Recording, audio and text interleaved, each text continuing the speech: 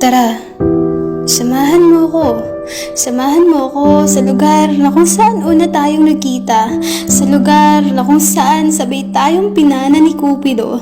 Baka sakaling maalala mo kung paano tayo nag-umpisa.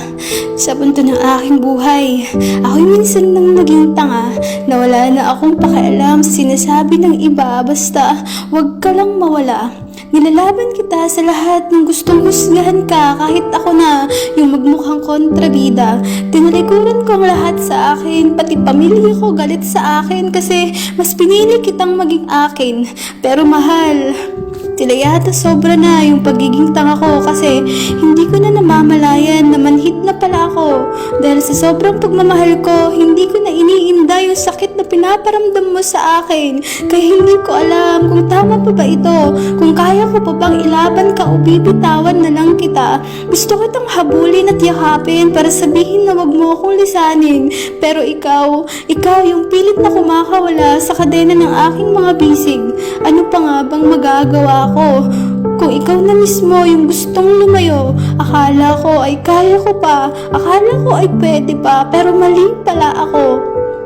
Kaya kahit masakit ay bibitaw na ako sa tali na ako lang pala ang nakahawak at kumakapit. Kaya patawad mahal kung napagod na ako. Napagod na ako sa kakaintindi sa'yo at paghila sa'yo papunta sa akin. Akala ko ay pwede pa, kaya pilit kong isinalba ang kung anong merong tayong dalawa.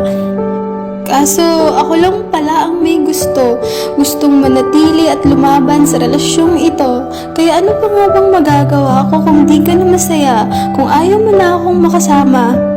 Kaya mahal, malaya ka nang gawin ang gusto mong gawin. Magpaparaya ako, hindi dahil sumuko ako, kundi dahil mahal kita at gusto kong maging masaya ka. Papalayain kita dahil doon ka masaya. Ang pagkalas mo sa aking mga yakap ay napakahirap para sa akin, pero kailangan kong tanggapin dahil siguro yun ang aking kapalaran. At kahit may sakit para sa akin, palagi mo sanang tatandaan.